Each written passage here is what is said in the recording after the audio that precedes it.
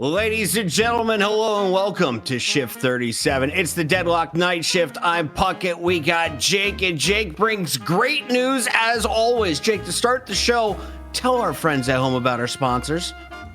Yeah, so we got great news this week, guys. It's an incredible week. We're bringing on a familiar face to longtime fans of the Night Shift in Intel, but they're also partnering with Newegg. And by the way, guys, we are cracking that golden egg. We're doubling the prize pool this week. What? Not 2,500. We're going straight to 5Gs. That's our biggest weekly prize pool by a long shot.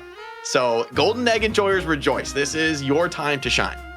Cap, we got to be pretty excited about that one. The sponsorships have been amazing. The support has been incredible here on the channel, and the game isn't even out yet. Thoughts going into tonight's Night Shift?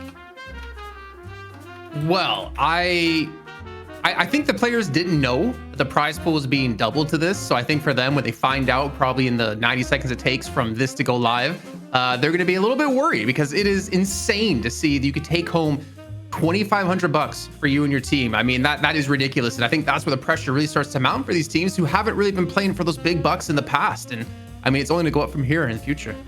Jake, do the comms get a little bit spicy when more is on the line? What kicks in as a player? I know you've been there about half of your life. Yeah, I think there's always going to be a little more pressure when, there's higher stakes. But honestly, that's kind of how it's been in Deadlock, right? These last few months have been incredibly good to the game with all the new patches, the new content we've been getting, and the community has been there and responded. So honestly, I think the community is the one who should really be getting the round of applause here because it's been all this interest, the engagement with Deadlock Esports, with us here on the Night Shift, week in, week out, of just like being able to deliver these bigger moments, bigger prize pools. Absolutely, that puts more pressure on the teams, but ultimately, I think everyone kind of knows that's where this game is going, win. Right? It's going to be big time esports. Everyone is going to be trying so much harder tonight. I know I've been going hard. I've been playing terribly for about 9-10 hours a day. I even decided to start streaming my bad gameplay. And shout out to Holy. Holy was giving me some tips on how to take over on anything other than 7. 7 is kind of self-explanatory. Can we give a shout out, though, to the Patreons, the people that supported us from the very beginning? Kaplan, you guys have been thinking about Deadlock for years now. What has it been like making shows for now a year and 2 months? I'd say kind of surreal. I'd say the time passes by really quickly. If you told me we've been doing this for practically like 2 years, I wouldn't really believe you. But it's been a ride, man. It's had its ups, it's had some downs, which we eventually bounced back up from, and it's been great to got better graphics. Yeah, less cheaters. Graphics. But it's been great just to see, like, not only just the players and the quality of content that they bring to these shows and the competition, but man, the fans love this game. The viewers love this game, and we've been enjoying all the support that you're showing, not only us, but your favorite players too, man. I'm so happy to see a lot of like people who watch our shows in some of these players' streams as well. If you were a Moa, who would be your Krill? You, Puckett. Thank you. I always wanted to be the guy on your shoulder. Not the. I mean, we're both pretty tall. Maybe I put Jake on my back then because he's a little bit shorter than us. Hey, what the heck, man? You call me a Krill? So, Jake, I don't know if you've seen it, but Kaplan and I have been working on our hair. We've been kind of growing it out in honor of our Twisted Up. Actually, Jason show with Shopify. We're going hard here. Everyone's trying to dress like Apollo these days. Let's take a look here at some of the work you and Jason have been working on. Who's Jason? Who's Jason? Jason Kaplan. I'm Jason. I love that. Kaplan. Okay, can't you see the hair? Kaplan. Can't you see the hair up here? The little curls, the waves. Sorry, Jason. I feel like a devil like this. Okay. How do you do this I'm not digging this. This is getting my eyes. I mean, Jake's hair's No, we are. It's growing on us, just like the lash stash. Wow, this is incredible. Shopify, they're amazing. Take a look at what they've empowered these two knuckleheads to put together in just one day. Well, thank you so much, Dan and ZP. And yeah, we've been obviously talking a lot about Shopify these past weeks. And Jake and I had an idea. Why don't we put our money where our mouth is and create a Deadlocked theme shop? And Jake, I think we had the idea in agreement of something involving REM, right? Yeah. I think we had talked about REM Sleep Time Emporium. I mean, we could get wild, man. We could be selling all sorts of sleep products to the people. And, Rem's just a cozy little guy. So I kind of think that theming is going to be really on point here for our Deadlock fans. And, when you come to the Shopify site, this is the first step, right? Like putting that shop together rather. And it's pretty dang quick. And immediately, right, we've got Sidekick here. So it's all integrated with the Shopify product. And to get things started, I think we should just think of our first product. So let's let Sidekick know sort of like what our vision is. We want to make a Deadlock themed store after the character Rem. To start, we want to sell a pillow. A pillow. I could see like a nighttime mask as well of like a little like a sleep helper across mask. it. Something like Okay. that. Yeah. Maybe like, yeah, we could be looking. I mean, we have a lot of options, right? Like the sleep category. People spend good money on their sleep, right? We could really grow this business, but I think to start with, a pillow is kind of just too perfect, right? Like to open Oh, things it's up. perfect. Yeah. So once we just tell Sidekick, Sleep like a champion. oh I wait a love minute, it. wait, this is nice. Fight hard and sleep harder. I will say, you know, I think one little detail we could add in here. We could add in perfect for pillow fights. I think that would just be a little bit perfect. Rest up, the next round starts soon. I dig that. Bro. I dig that. I'm you know what? I'm feeling like I need to buy 2 because I can echo shard my pillows, you know? Oh, that's true. Wait, now you're really cooking. So I just Now I'm cooking. I'm gonna throw an image on there. I'm gonna save the product. And guys, I mean, this really is just like incredibly easy. We cranked this out in a couple minutes. We got our first product here, and we've got more to do as far as setting up the store goes. But we'll be back later in the show to take you through more of that. Yep.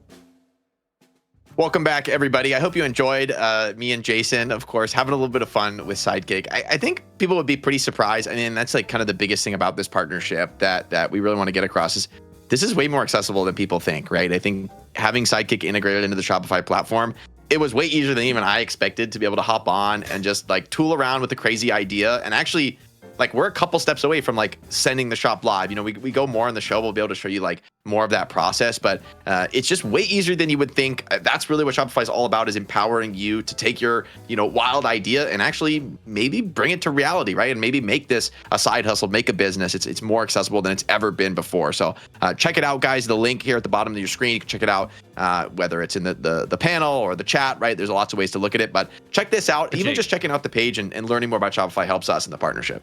One thing though I will say that I don't like about it is how damn easy it is, because you got me dreaming about Moe's Toes Nail Polish Emporium coming out or something like that. You just have different kinds of nail polish that work really well on his toes, and like a whole beauty line you could do for him. I'm thinking like Mo and Krill's like a beauty influencer mask. will make so much money off our fan base. Like, you guys could kind of go crazy with that. We already have seen in the chat that the demand is there for the Mo and Krill stands that would go shop. I liked what you're cooking here.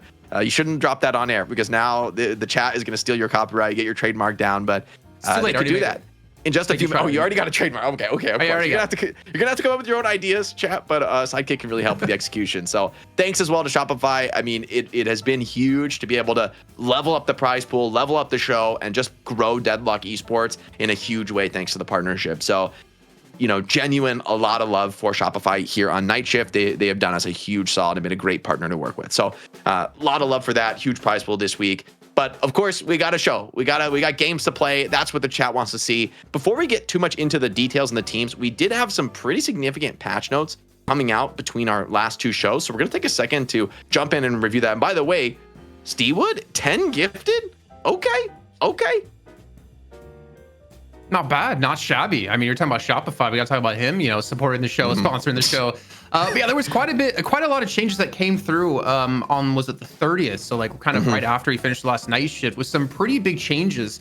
You can see here, like for instance, Walker bullet resistance increased from 15 to 25%. But to be fair, I think a lot of the Walkers did fall mostly from like spirit damage. Thinking of you and Furnace, which we won't really be seeing too much more as well. But also like the vitality changes. There's like a million different changes in here. But I think like the balancing of items that we had, like opening rounds, for instance, talking to ZP on the show, we expect to see a ton of opening rounds because it now upgrades from high velocity rounds. So it's kind of like a wasted buy for some of those heroes that you take it early on for some harass, or if you're Paige trying to confirm some souls, it actually upgrades into something that you can use relatively well.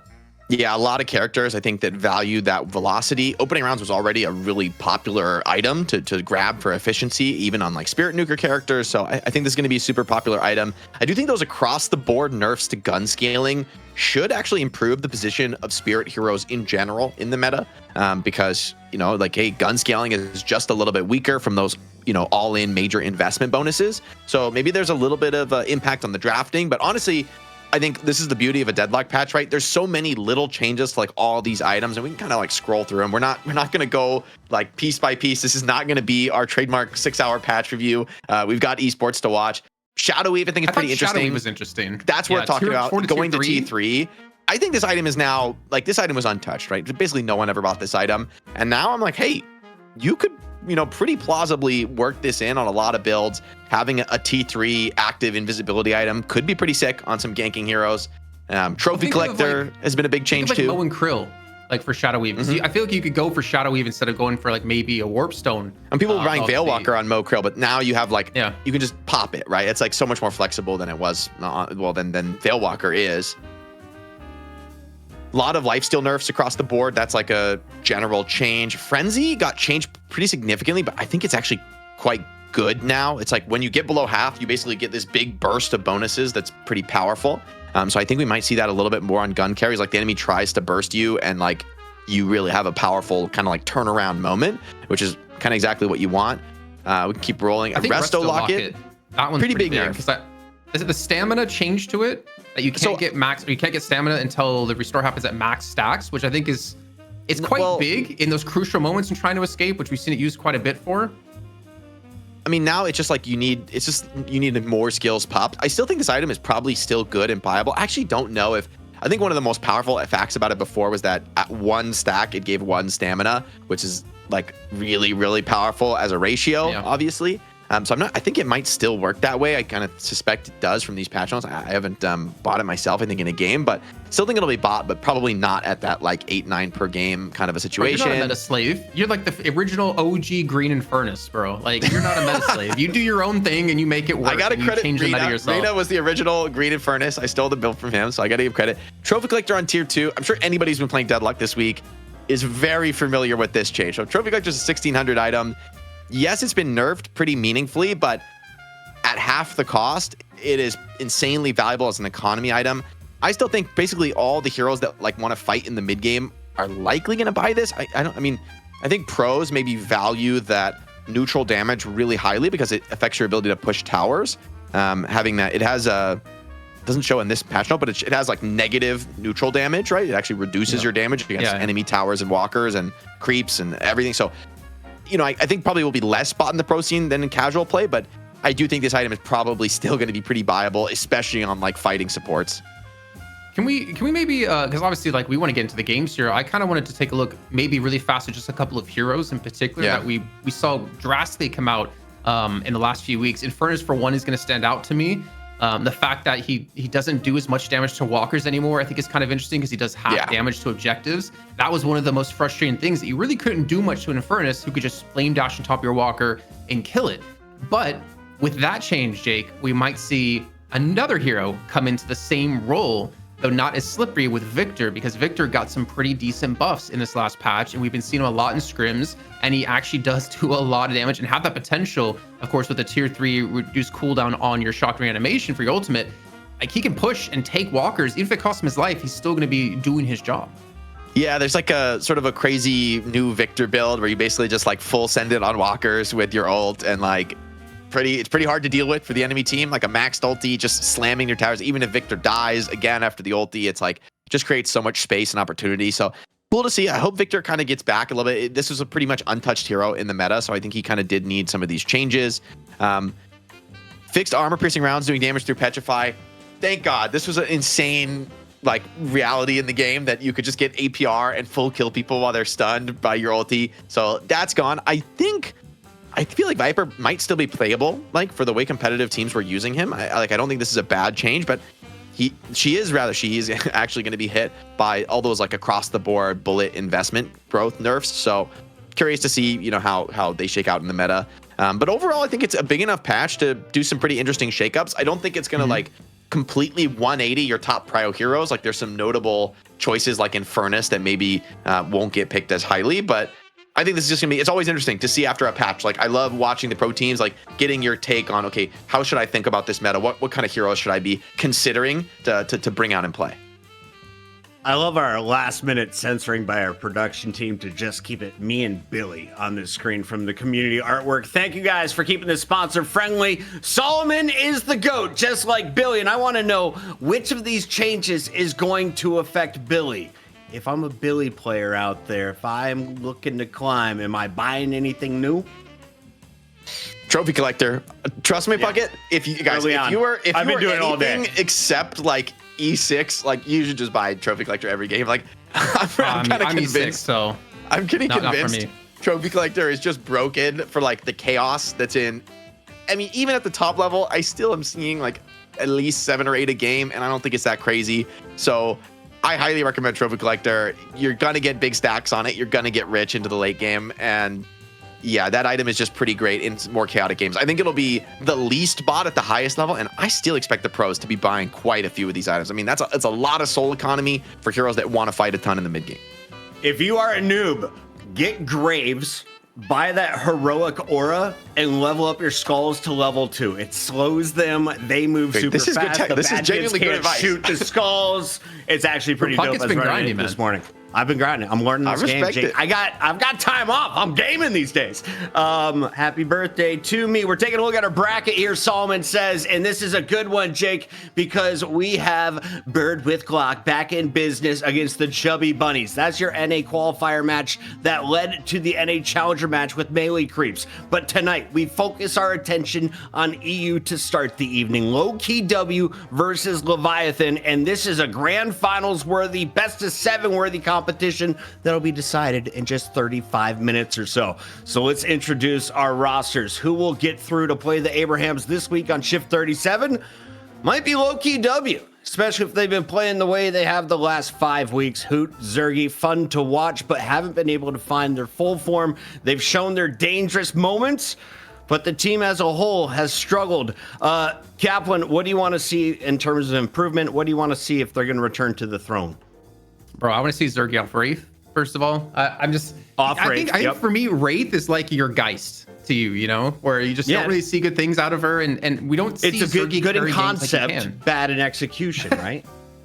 Yeah, and I think we've seen Lowkey W go for some of these changes that they needed to do. I mean, looking at the R1 event that happened today, the group stage, the R1 tourney Deadlock is what it's called. Lowkey W went 3-0. So like they clearly found some sort of success. And if you look at like what they played, I mean, they went with like some Doorman, they went with some Apollo, which is still insanely strong. Hayes, who's also seen some buffs as well in recent times, and they even played a Viper, a Victor, and a Pocket. So they clearly noticed that like what Zergy was playing before with Wraith isn't working out for them anymore, and they need to make some changes. Yeah, Jake, go ahead.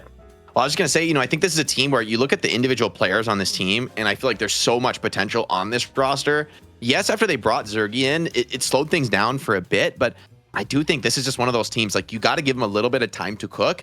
When these individuals hit their stride, they're all players who have had very high level success, right? They're all players who have won championships and been in those high pressure moments and succeeded. You got players like Vrake that are a little bit more newcomers on the scene, but have really impressed me personally. And then obviously stars like Hoot and Zergy, Cosmetical, that, are kind of like known quantities, faces, players, and fans have come to know and love. So this is a team where I agree their results have been a little lackluster in the last few night shifts, but I never count this team out. I really think it's a matter of time for Lowkey W to hit their stride. Time for Lowkey W to shine. On the other side of this fight, we've got an always entertaining roster. You know them and love them as the Viper people. It's Leviathan, overseas and OCs. When they win, that's number 1 and 2 in the placements, normally in Souls. Irazumi, one of the great supports that we've seen. Fremont has had some insane Shiv performances, but what gets you excited here? Let's go Kaplan first. Yeah, well, okay, so Sai's not played in the game today. It's going to be Bobby subbing in for sure. And I think that is going to be interesting to see just what Bobby's learned from playing with Abrahams, because he's got dropped. And Abrahams then took the throne 2 weeks later. What has he learned, and what is he going to be kind of flexing to within this team, I think is going to be a real interesting point for me, because they did have a win today against Florman, but it's EU versus NA, so it's kind of unfair when you're playing on EU servers. But I don't know. I feel like they've kind of lost their stride this last like month. Like they've lost that ability to dominate. OCs has been dealt with really well by other teams. They realize if you keep OCs behind, Leviathan don't really have that clear way to win. I know Fremont can carry a bit of the team, especially when you see him on Shiv. And I think even was it like ZP said he thinks Fremont might be the best Shiv in EU, and he can come in here and quote me if I'm wrong on that one. But this team, it lacks, I don't know, it lacks something else. And OCs needs to find maybe something new, because when Mina's banned against them, they just can't seem to win. But when he gets Mina, they win like all the time, right, Jake? Yeah, I do think he's one of the best, but that's the challenge. In a draft format, you have some success, you get some wins on Leviathan, everybody starts to dissect you, right? Everybody starts to figure out where your strengths are, how to attack them in the draft phase, and the game gets harder. It's hard to stay on top. I'm also interested to see how they do without Psy. For me, Psy has been one of the most exciting players on this team. He plays like these active roaming style characters. We saw him in the Mo and the Haze, a lot of these pick initiators, and really curious to see without him. I think that's a big handicap this week. Like, I don't think Bobby is a bad player by any means, but I do think the meta change that we're likely to see this week would make a player like Psy a really huge asset. So I think it's going to be a little tough to see him out this week. I kind of favor Lowkey W in today's match, but we still have a draft. We still have a Mo 1v1 to play. So this game is far from decided. The rest of the players in Leviathan have a lot to prove, as you guys have mentioned, from these last few weeks, not quite going their way. Can we see this Lowkey W roster one more time if you have time, Solomon? Because chat brought up something very interesting. Isn't this Buff Enjoyers? How close are they to some of the OG Buff Enjoyer lineups, Kaplan? I would say like 4.5, 6. 4.5 out of 6. Because like Cosmetical, you're missing a Demov. Cosmetical was there, but he was there for like 1 week, and then Buff Enjoyers disbanded. Not because of him, but like he only got to play with them one time on the night shift. So I would say like 4.5 out of 6. I don't know. Maybe Jake, what do you think? Yeah, I don't know. It's tough to say. I don't know. It's just one of those teams. Give it 5. Yeah. I trust you. I trust your guy judgment. My memory is not the greatest. No worries.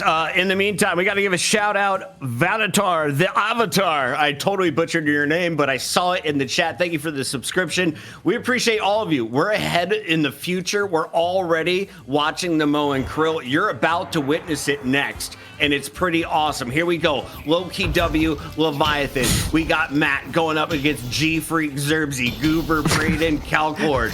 Might have a bug on the player names there. Slight bug. But the Mo's are slugging it out here. Lowkey W versus Leviathan. Shout out Borchi. Oh, the parry. But honestly, the health is pretty close. Like one parry brings this back. Yeah, they're both going for the base, but I think that heavy might just seal the deal. Leviathan. Good game. Give it to him.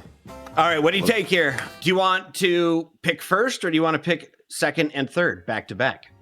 Honestly, I think when there's a big patch change like this, I don't have the faintest clue. Like, to be honest, it really depends on the meta whether first pick or second pick is preferred.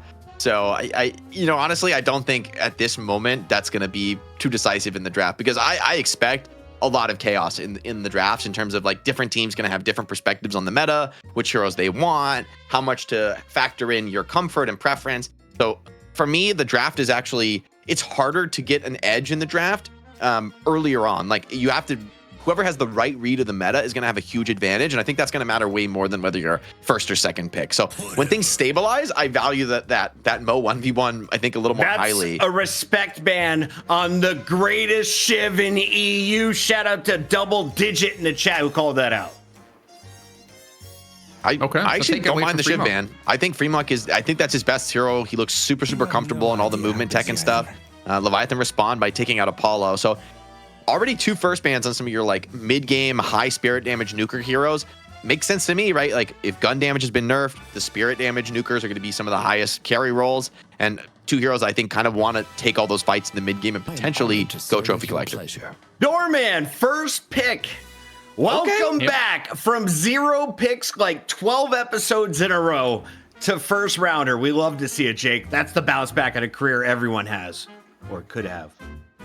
Maybe. I mean, we did see, was it Xeno and NA last week have some ridiculous NA brought the Doorman back. Yeah. Did they? Okay, sorry. I was traveling and he had like the week, second highest damage on the team. But seeing Lowkey W play him, I think, is like definitely a change in the way they think about the game. They did play him earlier on today when they played against the Floorman. But Doorman in general, like he's kind of like a natural builder of opening rounds anyways, so it kind of really favors him as the game goes on. But obviously, if we do see them go towards that spirit build, I mean, you could be looking at some insane damage numbers coming through. Is this the Bebop bomb build that has been destroying me at low levels, or does that not work on pros? You know, I actually don't know. I think a little bit of a slight resurgence in Bebop's Spirit build, but I do think the gun, it's hard to say. It did get nerfed, right? Direct Bebop gun nerfs, which could potentially hurt him. I do just like the Bebop pick into Doorman, though, because Doorman, when he can just stand inside of his door and just like throw bells at you and just step inside the moment you try and look his way, there's very little most heroes can do about that. Bebop's one of the best counters. You hook Doorman away from his door, and he is kind of an easy kill, right, for players at this level. So I like the counter pick there. Gives you some strong options. Lowkey W, though, following up with the silver in the pocket. These are two heroes that, you know, Bebop comes out and looks for a hook, and he gets absolutely ganked by silver in pocket. So I kind of like these picks. It looks like Jason, he's dealing with some internet connectivity issues. Yeah, he saw Lash and he got too excited. He's like, guys, I gotta go. I'll be right back. Pocket on the other side looks like you, Jake, a little bit, but also is a hard hitter. I feel like only in the hands of a pro. What does Pocket bring at the top level other than Affliction at mid boss? Yeah, I think Affliction is still going to be the most important part of the kit from a team play perspective. But I do think when you reduce some of the gun damage, that spirit damage, just the ability to like get in, pop those nukes with the suitcase, to be really evasive. I think Pocket is also like one of the better heroes at escaping after he gets hooked by somebody like Bebop, who is like very, very hard for somebody like Celeste to stay on top of. So it's, I think, just a really solid team fighter with a great ult, and then very good versatility in the mid game. Like another hero where wouldn't be shocked if people consider something like Trophy on him. Warden and Sinclair are the mid-stage bans. Yeah, I was going to say, and OC's just got himself his Mina, so no offense, Lowkey W, I'm going game to Leviathan. They're going to set OC's up with Overseas playing whatever he wants, and without shiving the game, you're in trouble. Wow, Hayes, that is a controversial pick. She ain't back that early. I mean, this hero is like, I think, one of the least pick in the pro meta, where honestly, probably a lot of people who play Deadlock, they think, I mean, Hayes is like super broken for a lot of people at the lower levels. She got a pretty big nerf, not this patch, but the one previously, instead of the ult being a huge circle, now it's just like one little slice of the pie. So like the late game crazy ulti, you know, kill everybody build doesn't really work anymore. The character does offer you a lot of like mid-game kill potential. The invisibility setting up initiations is really great. Sleep is actually at the highest level a really strong counter to Lash ult. You just sleep Lash while he's ulting, assuming you never miss the dagger, and he can't actually cast the ulti and finish it off and actually pull people. So Lowkey W, it's a huge investment overall in the draft in like fighting in the mid game. And so I expect to see Trophy be promising. Leviathan, though, grab the Victor, and this is a hero that's like for, you know, for Silver Pocket Hayes that want to like jump on top of targets. This is a guy you don't want to jump on top of. That's what I was going to say. I'm like, dude, Viscous just got countered. Hayes just got countered. Silver just got countered. Victor seemed like a guy you maybe wanted to target. That's going to be an interesting mix, especially with Mina's burst damage. And then on the other side, Mirage has been a consistent top tier character. How strong is he in your eyes right now? He's got 100% win rate in Europe, but that was only one pick.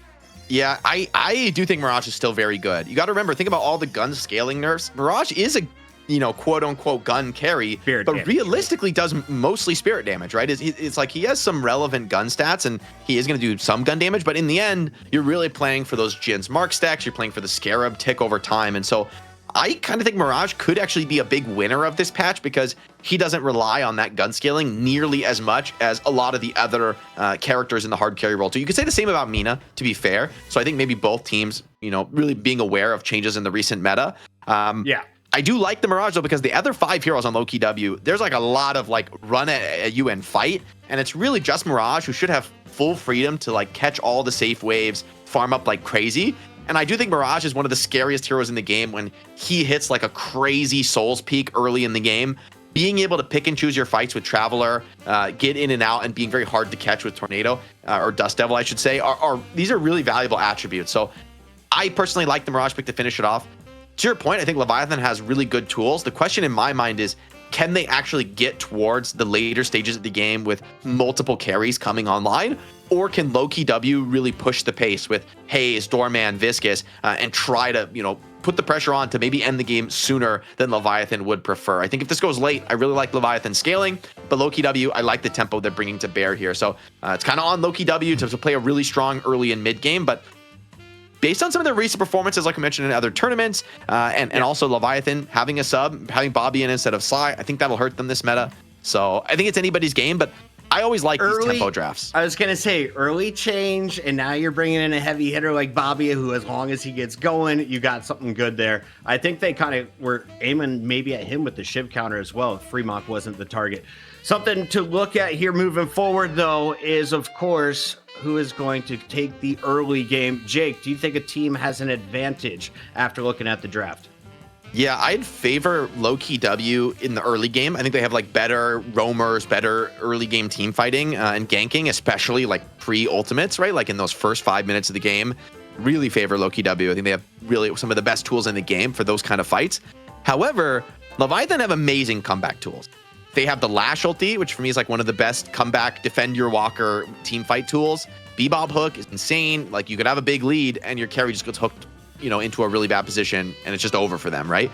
So even Victor, it's like you might be having a lead, but are you really gonna go on the Victor? Like you really want that? Yeah. You know, when he's got the ult online. So I think Leviathan have set themselves up with good tools to kind of counter and come back from. But I think this is kind of anybody's game. I think both teams, they have like their vision of how they're going to win. And I think this is going to come down to skill and execution of whose vision ends up being, you know, more effective. Can Lowkey W get a lead and avoid comebacks, or do Leviathan find that team fight to turn the game around? I'm going to jump in. I'm going to jump in as we're missing Jason right now. I'm coming in off the bench, and I'll say, here's the idea behind Lowkey W. And I was talking with Lightbringer a bit about this, okay, so what are you prioritizing? How's it going around? And right now, the general idea is that it is a laning meta. I've heard that from Lightbringer. I've heard it from Average.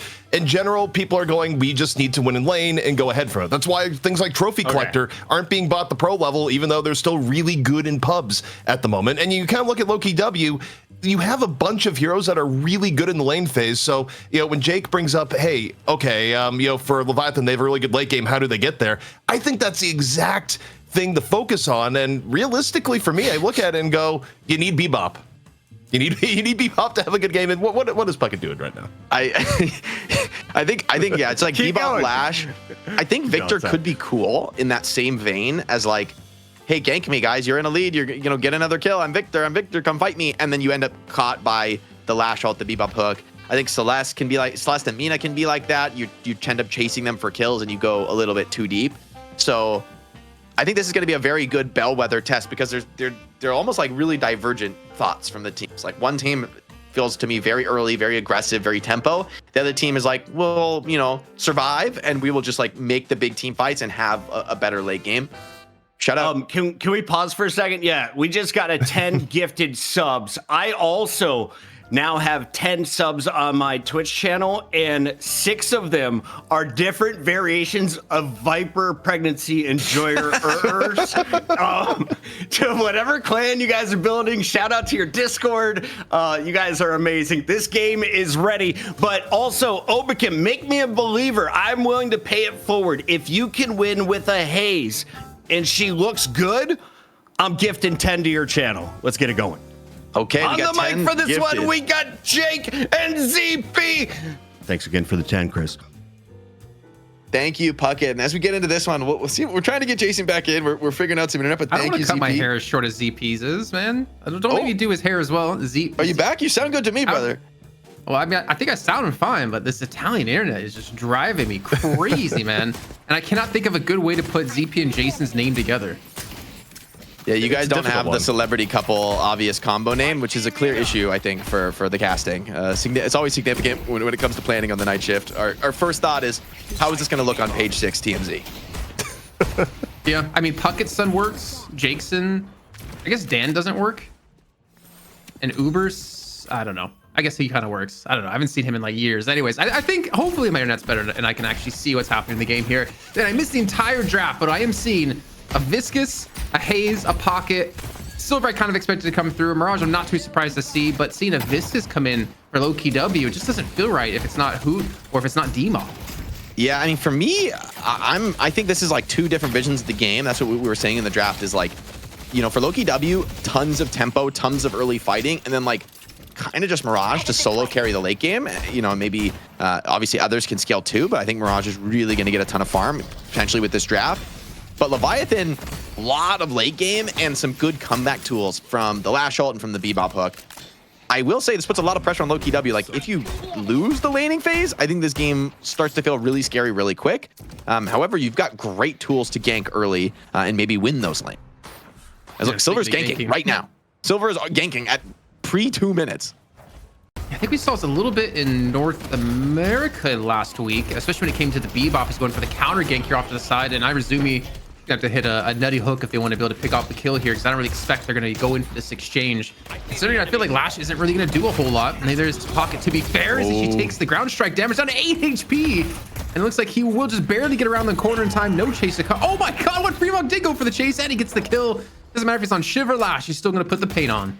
Yeah, it's a tough timing for Cosmetic, right? He has to hit that suitcase to dodge the ground strike, but I mean, that is such a fast skill. It's not easy to do. So Fremont keeping to put that pressure on. I think this is potentially a tough lane for Pocket. I mean, in theory, you should be able to dodge these Lash skills, but if you don't, that negative spirit resist is going to be really brutal, right? Like the nukes from Lash are going to hurt quite bad at this phase of the game. OCs did take a ton of damage in that trade, though. I think we even saw like a gun Lash come through last week, if I'm not mistaken, over in the NA games too. So it's, I mean, we're kind of seeing like adaptations, but as you pointed out before, with like the changes to gun damage in the game, maybe not necessarily as likely. But you know, talking to AVG before we started the day, and he said Celeste was probably the biggest winner when it came to the patch, just getting buffs out the wazoo and get high mobility. But when it came to the Leviathan draft, did you expect OCs to not be on the Mina? I guess maybe until Venator got picked up, because we saw. Was it Mina, Celeste, and Lash, the first 3 picks that came through? Not 3 picks I expected in a row. Yeah, and honestly, I mean, I'm still a little surprised. I really like OCs on the Mina. But then again, I mean, I think Venator is definitely going to be the hard carry of this particular draft, right? Like, that's the guy who's going to get the lion's share of the farm. They get pressured pretty hard in the early game, had to do a base trip, so he's not doing amazing so far, but coming back into lane healthy, it's not so bad. Pocket took a death here too, so Venator being able to like bully here is a really nice asset in the mid game. Is the ganks just continuing from Lowkey W? They are looking to fully snowball this, but the lanes aren't going amazing for them. Yeah, I don't really expect, honestly, if I'm looking at this lane on the left-hand side, like a Pocket and a Haze to really do too well. Maybe I'm just like wrong, maybe I'm too far out of the meta, but those two combined, it doesn't really seem to make a whole lot of sense. I understand, you know, the sleep dagger into some maybe a barrage hits out of cosmetical or something of the like, but like there's no extra form of CC to follow up with to almost guarantee pressure and to confirm a kill. And with their lower health pool, like Lash can just bully them. Yeah, definitely. I don't expect this to be the best lane, but also maybe not one that they have to win, right? I think a lot's going to be determined by like when this next buff spawns. I like that Venator is OC's like prowling, controlling that jump pad way early on this one. He knows controlling the wave right now, getting control of that buff is going to be huge. For a draft with this much tempo, getting like a double rune at minute 5 would be a really nice start. Yeah, I mean, also maybe for Lowkey W here on the side, it's their strong lane too. Like they have the tier 1 camp that spawns right next to the lane, so they need to fight for it every time to lock it down. So I guess putting maybe some of your weaker heroes in your strongest lane to kind of balance it out with and give them an easier start could be the way things play out. As we do have buffs being picked up here. It looks like Hoot did secure a gun, which I think is be very happy with considering. But in this left-hand side, up against a Venator with survival, not as easy. Such a good buff for Venator right now because, yeah, it's like not going to increase your damage, but really Venator is a hero you would typically want to gank a lot in the early game and slow him down. And with the survival buff on it and with Lash kind of dominating this lane, it's super scary. Suitcase buff, oh, the sleep, there it goes, kind of counters this Lash ult, denies you following up that combo. I think I talked about in the draft, right? If you hit those sleeps, it's very hard for Lash to actually get a successful ult off and effectively waste the ult here for nothing. And the thing is, it's already hard enough as it is in the game, I think, to get a Lash ultimate off when so many people buy counterspell, especially when they see you, but to have to worry about the sleep daggers too. Yeah. And you do have like Bebop on your side, which is one of the counters we would see typically because it's really easy to hook a Lash out of his death slam. But this mid lane, we've been heavily focused on the left lane. I'm kind of curious what's been going on in the middle because we saw Listic go for the early rotate for a gank in towards the left-hand side. And again, like having Hoot and Listic together, I feel like very explosive players that do have a lot of kill potential. Yeah, definitely going to be interesting here. Silver looking to get in and take some trades, but the spirit damage is pretty significant here from Bobby and Irizumi, right? Like, this is a lot of threat. You get hooked, and that should be not only, you know, pull you into a bad position, but be set up for essentially free spell connections from Celeste. You know, I think this makes a lot of sense that some of these very high-scaling spirit heroes have really been big winners from this patch. The attempted kill on the side lane, Obukim goes down, OC stays alive, and may end up getting run down in the end, but man, the vitality buff is making this such an awkward kill. Big that Cosmetical finds it in the end, though. Yeah, kind of needed to trade it around. This Hoot comes on in as well with the call bell coming on through. And they do confirm the 2 kills on the left-hand side. So there is definitely some potential to get some pressure onto this tower. And I could rotate out of Hoot in general. An attempted dive here onto Zergy. Plays his way out of it a little bit, but still has very low HP. Victor with ult on is kind of fearless with the dives here, but Zergy playing his way around the tower really nicely, making his dive feel awkward. Mina's too low to stick around, so failed gank onto Mirage. Could end up being costly, and it looks like Victor is going for a bit of a carry build here.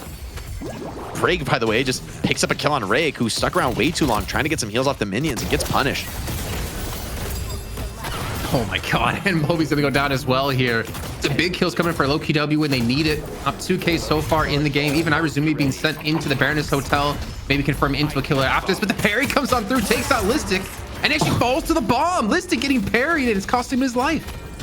Listic, disrespect there, going for this the full heavy melee. Irizumi, great reaction to that one. Shuts down the silver, but a zip knock onto Lash. Looks like it's not gonna be followed up for a kill. A little bit too much pressure. Victor losing his ulti form here, and seems like to be a relatively low stakes kill pickup. By the way, this Viscus has a knockdown. What is this build? This is insane. This early in the game, no one's gonna have Dispel Magic, so this knockdown should pretty much always connect. I actually kind of like this for the purposes of ganking early. Yeah, especially if you can rotate on around. There's like a lot of like juicy targets for them to follow up with, especially if you get like a knockdown to a sleep dagger, if you go on the left-hand side. In some of these other lanes, like you have a Dust Devil to potentially open things up with, maybe a Puddle Punch too. I think decent to deal with Bobby in general. Also, I mean, you have the potential to use it on quite a few different players. If Fremont ganks your lane, and you don't have a way to interrupt him, well, guess what? Knockdown's there. He's got your back. Listic, I like that he's going very tanky with a silver build. We've seen how good silver can be, even on super low econ. As long as you're survivable, like the damage will come. Potential chase down Flog in 1. Might be enough to finish that kill, but just doesn't want to come close to the Walker. It's a little too risky. Here comes a response from Doorman. It's gonna send Lash packing. So trying to get a catch here. Oh my god, he tried to predict the movement. Gets him very low on health, but he's going to escape to live to fight another day. But the first urn going to be spawned about a minute time, so we're going to start to see teams maybe apply some pressure here, and I guess ideally set up the way they want to play this urn out. Are they going to go for the pickup, are they going to go for the contest, or are they going to go for the contest on the turn in and push a objective in the meantime? Hayes with a slowing hex on the Bebop, and the sleep as well to ensure the catch. Nice find. Hoot Nobikim combining for that one onto Irizumi. Still the soul count. Basically even a small lead for Leviathan. But I mean, the way I set this up in the draft was that, hey, I think Leviathan should be, in theory, pretty fine with being at basically even souls. That, in theory, should be a win. But I do think now that we're getting that first urn fight, that's going to be really the key moment for Lowkey W with this early game comp. It's a moment where they don't necessarily need to win the fight, but they need to get an advantage trade in these first few minutes, right? They kind of don't want to fall behind. They don't want to let some of these key defensive items get built. It's already hard enough to play a best of one to get into the finals, but to play a best of one knowing there's $2,500 on the line in the finals of EU, pressure's definitely going to be there as we do see the buffs come on in. Lowkey W going to be secure the left-hand side. And what is that, Jake? That doesn't look like an urn. What is that, Jason? It's coming down. Something that people might want. It is, of course, the Golden Egg, brought to you by our wonderful partners at Newegg and Intel. A little bit of love for the Golden Egg enjoyers. Finally, some Golden Egg in the pro games. We had to. Yeah. Not getting the golden goose eggs, but at least we get a golden egg in some form. As we see it on the back of Bebop here. I love the way he carries it. It just attaches to you and sometimes inevitably like merges with your body. Bebop bringing it on home. I mean, it's nice for Leviathan that they get first egg control here because, you know, I think it's going to put them in the pole position for the dunk. Look at Zergy, though. He's kind of up threatening in enemy territory. This is one of the strengths of Mirage. You do not want to trade with this guy. And so it's kind of hard to walk forward and threaten an urn. Fremont coming in with the Lash ulti, though. Looks like a big team fight is brewing, and Pocket's pushing across the map. So it looks like a player advantage kind of building here for Leviathan. Crazy to see that they're being this aggressive considering they have Cosmetical in the left lane, they have Listic in the mid lane. They're trying to apply pressure in two different lanes at once while also applying a pressure to the urn. The knockdown going to come on through, and actually Lash might get bursted down here. Fremont on 1 HP, and he will be finished off by Zergy. The hyper beam from the high ground coming on in to help disengage this fight versus the team and force out Lowkey W away. But in the meantime, Cosmetical's pushing that left lane Walker by himself. Overseas can be forced to actually contest this one as Obikim has gone a little bit deep here on this right hand side. Yeah, some damage put down by Zergy, but it's not enough for the finish kills. Defense from Victor looks like he's going to hold on to this Walker and maybe get a counter kill as Cosmetical. No, Cosmetical stands tall, takes that 1v1 down to the absolute wire on HP. Earn still in contest. Hayes trying to stick around and threaten this, but that holy grenade ticking, it might be enough to take down Obikim. It's pretty close. Silver, though, getting on top of this Venator is really ideal for Lowkey W. This is the most valuable kill they could find, and in the Chaos, Frake is going to get that dunk. So this is ultimately, it's close, but it kind of all across the map, it all comes up Lowkey W. They end up getting a really strong trade in the team fight, and even a last-second kill onto OCs from the respawning Doorman. Big investment, but it pays dividends here. I mean, look at the lead. They have 10K. Applying pressure constantly around the map. I mean, look at Cosmetical at 12,000 souls, considering the laning phase they had as well was not so kind to them.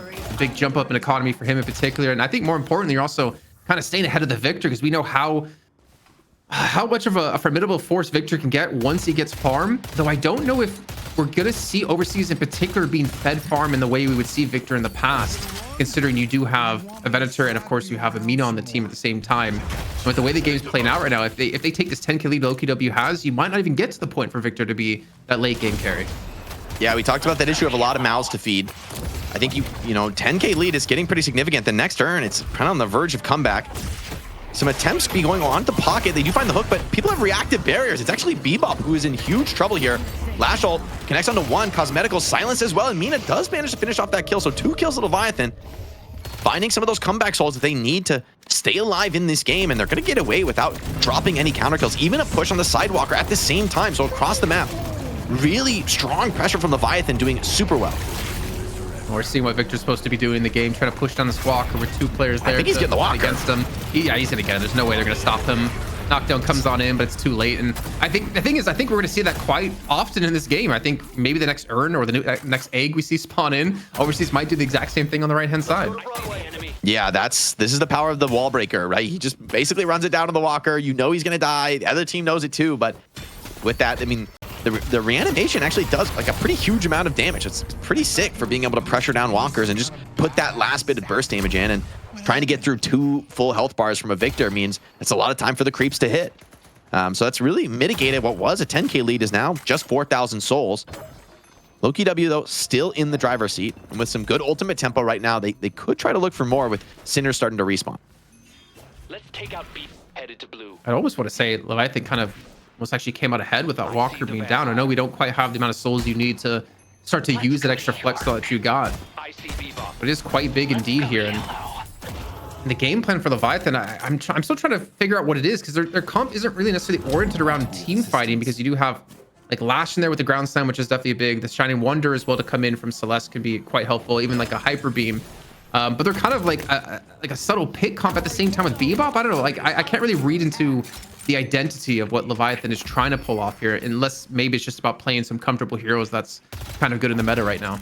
I mean, I kind of see it. I think the way I see this draft for Leviathan is that you've got like Victor, Mina, and Celeste. 3 heroes that, generally speaking, when you see them on the map, are not the most attractive heroes to run at, right? It's like you can run at them, but it seems pretty unlikely that whether because Victor has reanimation or Celeste and Mina just have crazy movement, it just feels like you can't catch them. It's hard to go on them first. And so from that perspective, it's like, hey, like if you just show, you have 3 heroes who can show on waves and make space. As I say that, though, the catch does come in onto Bobby. Doorman ult locks him up. Lash trying to play over the top, but doesn't quite have Death Slam. Looks like just Lash's presence going to be enough to scare players away. They do find a kill on Irazumi, but Mina responds with a counter kill onto Obikim. Double buff, though, in favor of Lowkey W and Urn Control. So I don't think they're going to be too mad about how this exchange went. There's no one there to stop them to turn this Urn either. It's going to be Rake trying to get across the map as quick as possible. Even Overseas coming on through. Maybe it's Rake trying to stop them with that goo ball. And Freemark actually has gotten aggressive into the enemy territory. He's got Death Slam available too. There could be the potential for a huge catch here, but he's not going to get there in time. And Listed gets the dunk right in front of the man himself of Freemark. Huge movement showcase, and Lash on slivers of HP. He's just too scared. Can't pop the ultimate. Doesn't have the HP for it. Massive play from Listic with a near perfect Urn run from him. Dunks the golden egg.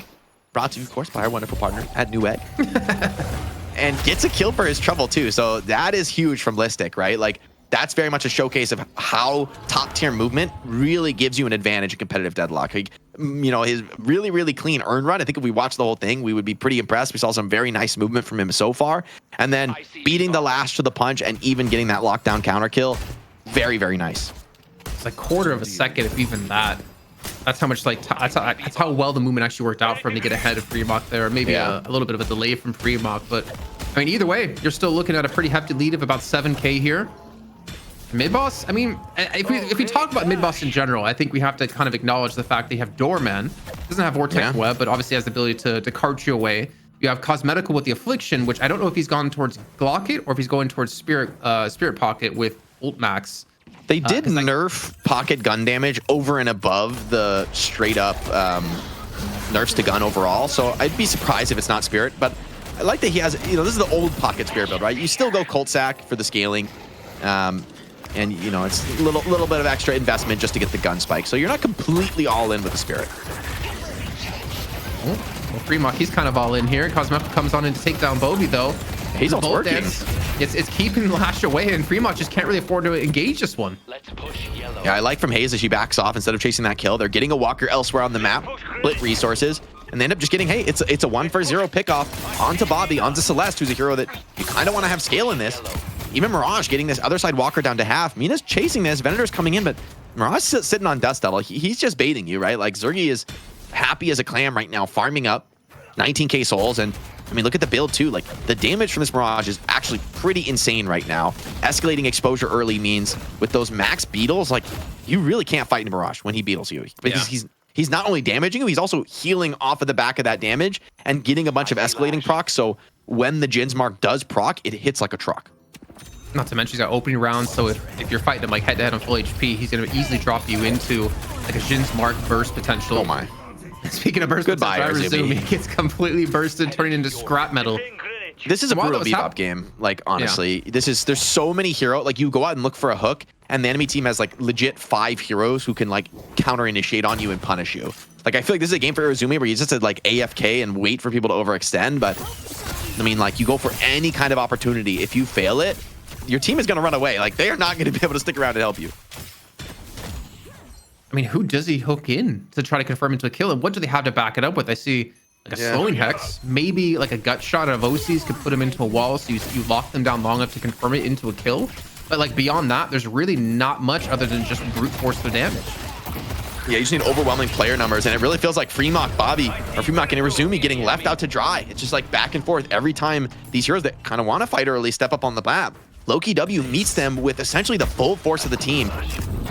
Doorman, hold on, catches OCs, and they're going for a deep play near the enemy walker. This could end up being risky, but he's going to take a full hit from the Doorman, very, very low, and the pop comes in. Who finishes his plate with that tank buster online? The Doorman starting to hit very hard with these call bells. Look at that, it's 20% of Mina's HP gone with the wind. And even Zergy on the Mirage is continuing to threaten this while they still control the rest of the map.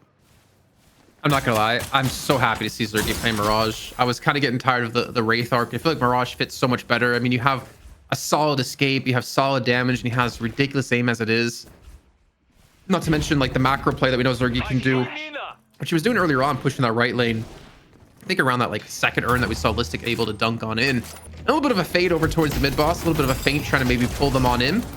And now Overseas, they can get his shocker animation down here before this urn gets picked up. This would be huge. You can see how much damage he's taken. He's most certainly going to fall from this. His ultimate's now offline. They didn't have to commit anything big to take him down, and they still have 5 ultimates left. And it's totally non-committal. They just kind of like poke that out of him. Still playing around these doors, making an awkward Affliction comes out, but looks like it missed there. Cosmetical not getting a connection on that, so there could be more to fight for.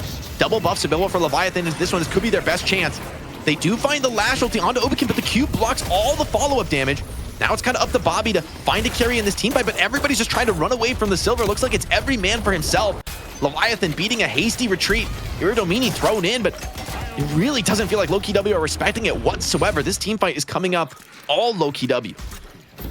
That could have been so much worse too with that Affliction hit onto Overseas. That was certainly would have been another kill. But man, Vraic, he pointed out the cube coming in onto Obikin was massive, allowing him to survive this. That almost certainly would have been his death, as you saw him using that bullet dance, trying to take down Overseas with the slow and hex on top of that. And with the urn in hand out of Vraic, realistically, do they try to go for this turn in here? I'm a little bit hesitant to say so, considering they don't really have much online when it comes to ultimates. Yeah, JT Egg has been spotted by the chat. What does it mean for us this week? So, of course, you know, our egg partnership is, of course, brought to us by our wonderful people at Newegg. We thought this was a fun way to like get them into the game and you know, of course, have a little bit of fun with the perfectly fitting branding. I mean, the golden egg was just too perfect, of course, of an item to bring in. As we see this, the fight over the golden egg is coming to a fever pitch here. Everybody wants to get their hands on it. Bullet dance from Hayes is zoning players away. Bobby getting very low, and the cube is even going to save Obakim. Rescue beam now out of trouble. He's going to be able to get that reset. They get the rejuvenation out of Overseas, and Silver's still potentially looking for more.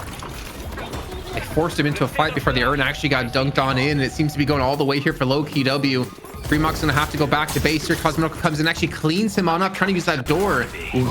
Actually give him information of what's going down on this turn-in, but thing is, Rake is still alive. He's got survival buff. It's a couple of low players against the melee on Zergis. There's no chance to turn this one in, but he has to commit to this one. He has to stick around, and that buys time for these respawns to come back on through. Bobby on 6 seconds. Cosmetic will join the party now, and they're seeming to not give up on this one. And Hyrazumi comes in with the hook as the Dispel Magic comes on through to cleanse that one away. The Affliction, it hit onto one, it hit onto Rake, and that is a prime target as Listic takes him down. Yeah, I mean, Zergy just keeps forcing the Urns, like, you're going to have to come stop me. You're going to have to step up to the plate, and ultimately, they can touch him, but they cannot actually win the fight. Zergy still about half HP, and with only 2 players alive, it's going to be a tall order to bring him down. Shining Wonder, though, could be part of that as he starts to get low, starts to tick down, but it looks like that Beetle ticking on some of these players. OCs does not want to take another tough death here, and with the help of Doorman, the dunk comes in, the lion's share of the souls, although hold on, Zergy going down at the end of this fight. Respawners coming in would be huge, and the Traveler out to safety. Brutal. They're not going to get any kind of a punish out of this one. Well, at least get Listic on down, and it seemed to be what was like inevitably like a 3-for-3 or maybe like a 3-for-4 trade in favor of Lowkey W, though obviously getting the Urn on top of this. But it does set things up nicely for the Urn for Leviathan. This might be prime time for them to actually start not for Urn, for the mid boss here, considering there's 3 players down. They have ult advantage as well, and there's no like guarantee way to steal this one away if they can deal with Hoot somehow. Yeah, I will say Hoot could kind of be giving them problems here. Has that door set up in the pit, but they're going to go for it. This is going to be one of their best chances to come back in this game with Lashold over the top. Could potentially be even better. Victor willing to just tank here. Lashold, he pulls players away. 2 last hits now. Only the 3rd remaining. They're going to get all 3 on Leviathan. Lowkey W, the long respawn's really punishing there. And although the earlier fight went the way of Lowkey W, the price of those spawns ends up being mid-boss. 2 clean rejuves coming out of this one is a massive win for Leviathan that puts them right back in this game, although still with the sole lead against them. Yeah, but they have 2 rejuves now, and real potential to start taking on some walkers here. Obakim, if they can finish him off too, this would be huge, man. This would have been like 7 kills. The 3, maybe 4 deaths Leviathan had. Obakim gets hooked out of the teleporter. No chance to escape this one. Even with the sleep dagger landing on through onto Bobby, he's still gonna fall. And Leviathan have made a massive bounce back here, closing this soul lead to about 10,000. Are we sold on Hayes yet? Because I'm still sold on Mina. I've seen enough. I like the Haze, honestly. I feel like it's working out this game, and getting a nice kill on Lash after the rejuve is very, very big because, yes, you did get a mid-boss, and it feels like maybe that's going to bring you back in the game, but it's not the mid-boss that brings you back. It's being able to leverage the rejuve into equalizing the farm, and with only 1 crystal remaining, I don't feel so good about the prospects for that for Leviathan. Lowkey W are still stronger heroes on the map, and there's 0 ultimates available for Leviathan right now. I think when Obakim responds, I still think Lowkey W is a stronger team, even with the rejuve available. The hook on the Doorman is nice, but can you follow it up? The silence from Mina, though, the perfect connection, exactly what we were asking for in terms of that follow-up damage. But Doorman slips away. Can't keep that silence on him. He gets out to the door, and it's ultimately a Mina ult wasted. I will say this, though. One thing that I think is allowing Obakim to have success in this game and look good is actually Rig. The cubes out of him have been just pretty much on point, especially the rescue beams on top of that, thinking back to the Urn fight. To see the last rejuve being taken out here in Lowkey W, and you might have lost that fight earlier on, but this would be a perfect time to win the war here, potentially the game. They're still holding on to that 11k lead. With no rejuves left anymore for Leviathan, there's potential to contest this Urn turn-in. You have some Freemox Doorman ulted. Would be huge.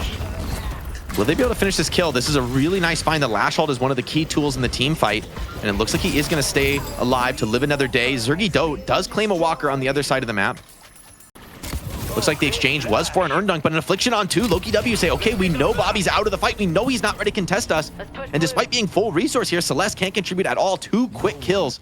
And without Irazumi or Fremok alive, you're not really worried about any kind of counter initiation threat. This is going to clear the way for Lowkey W to pick up their 3rd and final walker take of the game, giving them a huge lead in terms of map dominance and souls. And with a lot of the jungle coming up, this is going to be an impactful minute here for Lowkey W to expand their lead as they wait for that next mid-boss spawn. And there's so much jungle to take on the left-hand side, too. You can take a look at the mini-map, and 5 players from Lowkey W just going to be swarming over every morsel of soul on that right-hand jungle. And hopefully, for the sake of Lowkey W, Zergy can maintain his left-hand side. this is gonna be a massive step up for them, because not only did they lose mid boss, they took a free walker in the right lane by Zergy. He then joins the mid lane for another walker, giving them so much map control that Leviathan can't really afford to get caught out in. Considering this fight kind of broke out initially with Irizumi getting a hook on the Hoot with a follow-up knock Nostra on top of that to try to get the kill onto him, where they eventually got turned around on. Yeah, I mean, Zergy getting like the entire jungle to himself here is going to be a pretty significant boost of souls. I'm kind of curious where he goes next. I think this next tier 4 item is going to be pretty impactful. I mean, Ricochet is like an obvious one. You could also think about a more, you know, stat-oriented. You could look at like a silencer or an inhibitor to kind of debuff the enemies. I could kind of see all arguments. I think given that he's kind of like the one true carry of this team, I kind of would rather see a Ricochet, but maybe they want to go for a buy that sort of wins the game here and now. By the way, look at the doorman range on the minimap. Hoot is like up in your face at your old walker position, and he could just door out to his own walker. Like, it's really only the Bebop can potentially punish this doorman positioning, and kind of scary to even come here. Like with Boundless and Tank Buster, man, you're going to lose like a third of your HP from the first call bell. It's like how he's waiting to kidnap someone too. And you can see Zergy's near the actual door that they're going to pop out on if he can potentially pull this one up. Yeah. Pair that in with the Dust Devil, and that's going to be a guaranteed kill coming on through. And speaking of guaranteed kills, Obikim getting Bobby extremely low in HP. Sportstone does get him on top of the building in time. And he gets a parry as well onto Irizumi. And most likely the Escape Cosmeticals come in from behind. He's got Affliction available. Listic's up there in the front line too. This could be a huge fight for Lowkey W. It's a Hyper Beam raining in from above from Irizumi. It does kill Silver though before she gets to pop the ulti, so it's a big find from Irizumi. Listic is, I think, a key part of these team fights.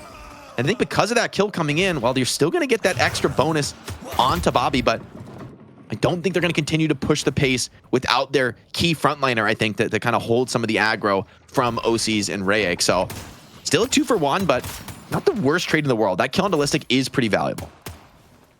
I think Fremont might have gotten kidnapped there. Ooh, Indomitable, interestingly, is bought by Mina here.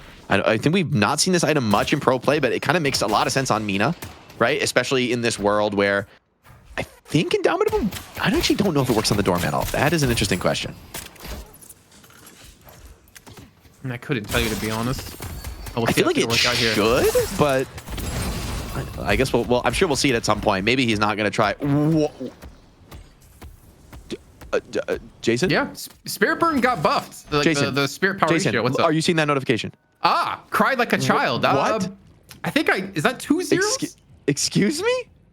Is something wrong? 100 subs? That's a viscous face. I saw it. That's the biggest sub gift we have ever seen in Night Shift history. I think by a long shot. Crazy support coming in from the community. Massive W's in the chat, guys. This is insane. So much love, man. Cry with the child, doing God's work out here, keeping the lights on in the Night Shift. Appreciate you.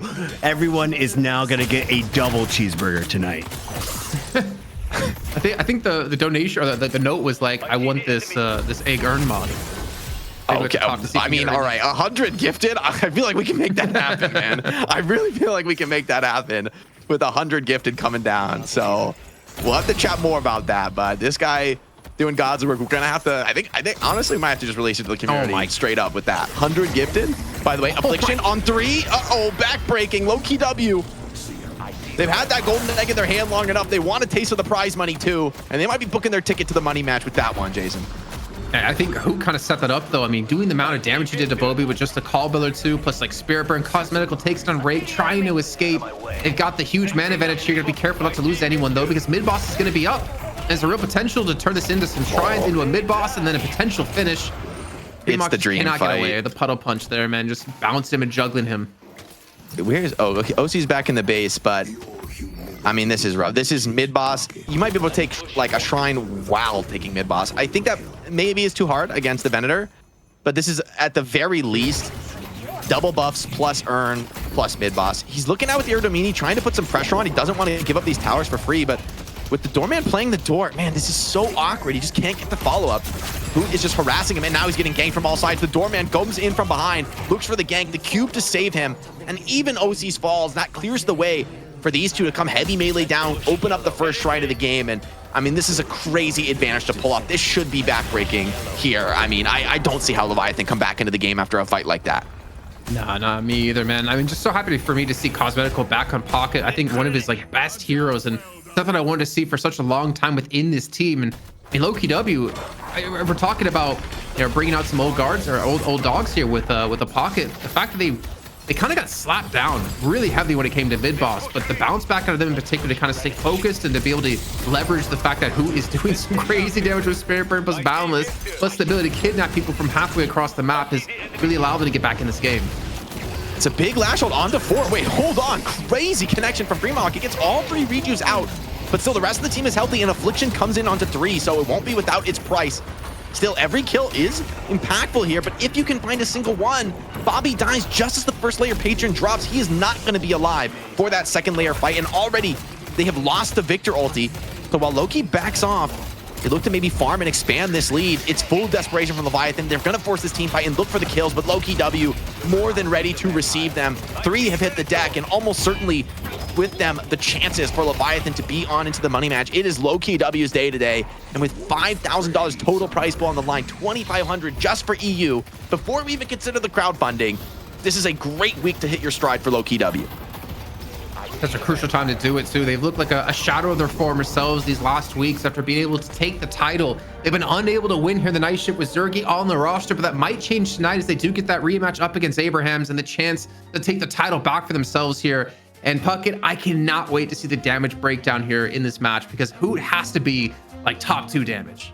Hoot is back, baby. A very slippery doorman indeed. And of course, Obikim, my apologies. Hayes does not suck in the hands of all players. Let's take a look at some of the numbers from this one. And yeah, Obikim, I'm good for it. It's already on your Twitch account. The 10 gifted is there. Speaking of gifted, 100 gifted. We just had to like go to production during that game and say, hey, can we make a special graphic for maybe later in the show or future shows? Because you guys are making some history here on episode 37. Early game action, it was within about 10K. The poll wave up to 21K. It was brought back a little bit closer after some earn runs, but what was the story of the early game to you, Jake? I mean, early game was pretty close. We saw a lot of attempted ganks in the first few minutes from Lowkey W, most of which didn't have great success. I think it was a little bit deeper into the mid game where the comp really started to feel effective, right? These connections between Silver locking people down, Obikim getting massive damage, and this build is a little bit wild for a roaming Haze. Max fixation, max ulti, but he is bringing the damage in these mid game team fights. Like, the ults are hugely impactful. They're picking off these heroes who are supposed to be the threats on the team. Like Celeste, Lash, Bebop, these are supposed to be the heroes that you're a little bit scared to fight, but because of Obikim's catches, often they're the heroes who end up dying first. You see OC's often finding himself in a spot where sick movement. He just has to like back off and try to stay alive. I'm like, they're playing well, but honestly, it just felt like overwhelming aggression from Lowkey Hayes W. 1v1, Hayes 1v1. She runs away. This doesn't end well for Obikim though. Puck, Yeah, he this gets hooked out of the teleporter into his death. I think into a clip or two before this, we saw Obikim. He was just kind of zoning out Bobby, and then when he got too aggressive, the cube into rescue beam just made it impossible to kill him, and they had to invest a lot to even get him as low as he was. Yeah, that's when I timed my question about Hayes perfectly, just to rub it in that I hate her. We take a look at the doorman play though, and I don't think this is the last. If you do not ban it, who is gonna run you down with some bells and whistles? It just makes like this new doorman build where, yes, you can find those little kidnaps, but you don't need to. You're not all in with the vortex web and like you're desperate to always find that. You're just throwing nukes, you know, like you're just dealing damage. You're fighting enemy heroes, and you just have a very sick get out of jail free card with the door. So the doorman first pick sure felt justified. I'm really curious, like Jason mentioned, to get an eye on those stats and to take a look at like, hey, just how dominant of a game was it? I also feel like I'm curious with Obikim. I think Obikim had respectable damage on the Haze this game. Like those that's ults what were I'm curious about. Big damage to start those fights. The cone, kind of still useful, huh, Kaplan? Turns out if you can aim, it's not that bad, I guess. You said the cone, and for some reason, I'm thinking of like a dunce cone that you put on your head. Cone of shame. That's where my head originally cool. went. Yeah. The thing is, it was just, you deserve one. The zoning power he was able to do, I feel like really made it uncomfortable for Leviathan to take these fights. I mean, especially when they fight these close quarters where Hayes can have really effective ultimates with the cone, with a change to her bullet dance. But we are starting to see some damage numbers come on through here. And Hoot at 60K. So he had half. He had half of the doorman, to put it in perspective, and she tried to farm twice as hard. 21 assists ain't bad. I mean, this is a perma-fighting build for Obicam. So he's like initiating all these fights. He's taking some deaths, but he's doing exactly, I think, what he's supposed to on Hayes in this game. Is like, you might die, farm. but you are starting things off and forcing fights. I also feel like we have to look at Cosmetical, a couple big 3-man afflictions that end up just breaking the back of Leviathan in the late game, right? We talked about, okay, like, yeah, but how's the late game going to go? Pocket was the answer to that. And then, of course, Zergy, very clean game from him. 6'2", 21. He's there in a ton of the fights. He's super active, constantly fighting, constantly bringing his net worth to bear in those team fights. And, you know, when you can dunk those advantage urns in on the enemy side of the map, always a powerful sign. That's kind of the test you need to pass if you want to win aggressively in the early game. And Lowkey W do so with flying colors. Did Victor pass the eye test today? I know they were down 24 plus kills. I really hate the Victor. He did do like that Walker take. I mean, the refresher is a pretty funny build on the Victor. Actually, I think this is the wall breaker, right? He's gonna run it down on your walkers. I think it looks bad when you're losing behind. I don't think you're a good. Right. With this kind of a build, you know, you can soak some ganks and still be annoying with just the rejuvenation. But I think ultimately with like the Doorman and the Haze and the Pocket, they were just kind of kiting him around. Yeah, grind out a life, grind out another life, but they were never forced into some sort of like all-in commitment where the Victor can actually turn things around. Boom, there you have it. I thought when I saw the Mina, OCs was going to be playing it. My prediction was wrong based on that. I mean, ideation. The thing is, go back to what was working, guys. But I hate that though. I hate if your identity is get OC's Mina to win games, like you don't deserve to be almost playing in the night shift. You don't deserve to be one of the best teams in the EU, even though it might work, because you need to be able to expand on the hero pool. You need to be as effective or closely to that same level of effectiveness in other heroes to be able to win matches. When we're at like $100,000 lands and teams are banning, you know, Mina against you and you can't win, well, how'd you even get to that land, man? That's what I'm gonna ask you. Jake, was there ever a moment on the Houston Outlaws where you're like, you know what, someone else should play Junkrat? All right, no, come on now. Let's be real. Let's be real. That's my hero. That makes sense. That's my guy. You give the best player his best hero, and you let him shine, Cap. I will say, eye test for me. I think OCs did play well on the Venator. Like, I thought he still had a good game. Whenever we were on his POV, movement. He was making plays. He was like fighting his way out of it. Ultimately, I think it was the overall team from Lowkey W, right? It wasn't just any like one-to-one carry matchup gaps or like OCs played bad. I really don't think so, right? I think if you're really looking, it's like the plays that Hoot and Cosmetical are making, the finds from Listic to be able to get like things like that super fast urn dunk. This was a tour de force from Lowkey W. I don't even feel like Leviathan played poorly this game. I really think this is an incredibly hard comp to play against. And Lowkey W, how well they executed with it, it was like, I didn't really see chances for them to get back into the game. Like, oh, I can't believe you missed that. It was like, man, where was the chance to get back in the game? It felt like Lowkey W just had you locked down from basically mid-game till the end. As my toddler told me today, Jake, everyone is allowed to have an opinion. Let's take a look, though, at the MVP. Did you both vote for this one, Kaplan? I'm going to say yes, and Jake is not going to deny that, right? I would never deny a vote for Viscous. You know what? Honestly, I think this is a really good call-out for our Psychic of the match because we really didn't talk much about Drake this game.